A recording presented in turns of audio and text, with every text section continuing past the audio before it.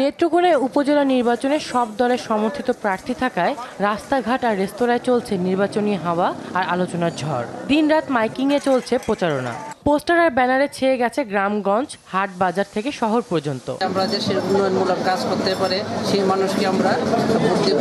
1,13,065 জন voter এবারে এই উপজেলা নির্বাচনে ভোট দেবেন। এতে চেয়ারম্যান, ভাইস চেয়ারম্যান, মহিলা ভাইস চেয়ারম্যান পদে প্রতিদ্বন্দ্বিতা করছেন 14 জন প্রার্থী। জনগণের জন্য আমি নিঃস্বার্থভাবে কাজ করে যাব। নির্বাচন উপলক্ষে প্রস্তুতিতে পিছিয়ে নেই স্থানীয় প্রশাসন। সেনাবাহিনী থাকে তো সেনাবাহিনী, বিজিবি সকলের প্রচেষ্টায় ভালো নির্বাচনের হবে বলে আমরা আশা করি। এদিকে ফেনীতে প্রতীক বরাদ্দের পরপরই 14 ও 19 দলীয় জোট প্রার্থীরা মাঠে নেমে পড়েছেন পুরোদমে।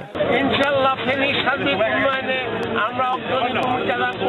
আমি জনগণের মধ্যখানে সকল সহযোগিতা করার জন্য আমি অঙ্গীকারবদ্ধ। প্রায় 3 লাখ ভোটারের জন্য এখানে কেন্দ্র রয়েছে 119টি। আমরা কেন্দ্রে যাব এবং যোগ্য প্রার্থীকে ভোট দেব। শান্তিপূর্ণ ও গ্রহণযোগ্য নির্বাচন করতে প্রশাসন প্রয়োজনীয় ব্যবস্থা নেবে, এমনটাই আশা সাধারণ ভোটারদের।